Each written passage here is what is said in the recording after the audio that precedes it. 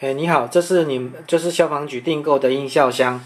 那这个音效箱就是像这个我们之前画的那个规格的那个图是一样的。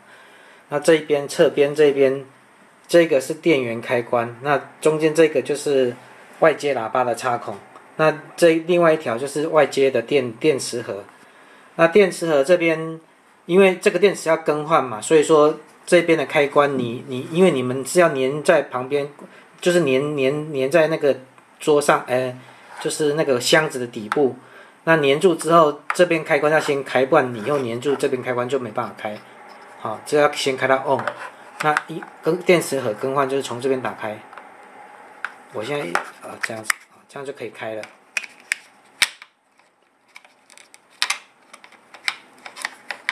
好，然后这个喇叭的插孔，喇叭是我们做好之后有用那个一般电脑 PC 的外接音箱有试过，那就是要插这种双音的那个接头的喇叭。一般 PC 用的那个电脑用的那个外接音箱都是这种，就是双音的。那这样这个插上去，声音就可以从外接喇叭盒播出来。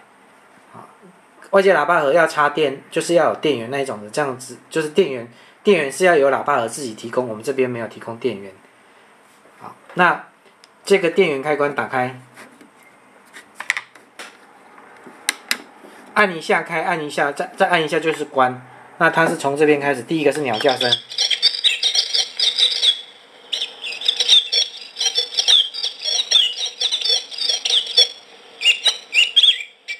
那第二个是那个，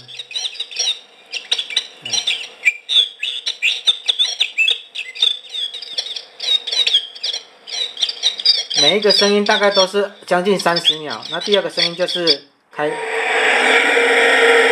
这是那个挖土机、推土机的声音。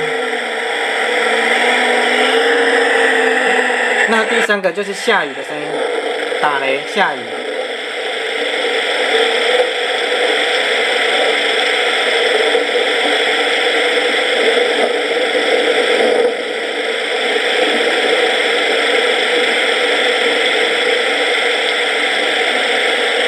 那第四个就是你们提供的土石流的声音。那听完声音之后，电